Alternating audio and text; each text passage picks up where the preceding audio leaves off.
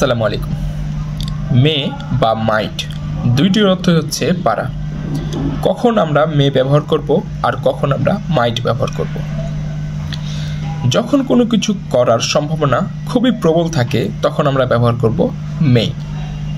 আর যখন কোনো কিছু করার সম্ভাবনা কম থাকে তখন আমরা ব্যবহার করব মাইট।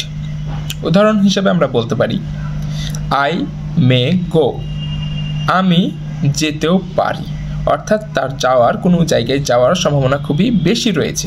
আর যদি বলি আই মাইট গো, আমি হয়তো যেতে পারি, তো তার যাওয়ার সম্ভাবনা কম রয়েছে।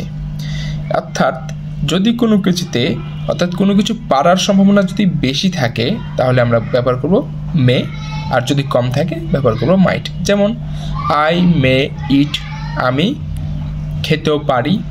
আই মাইট ইট, আমি হয়তো খাবো।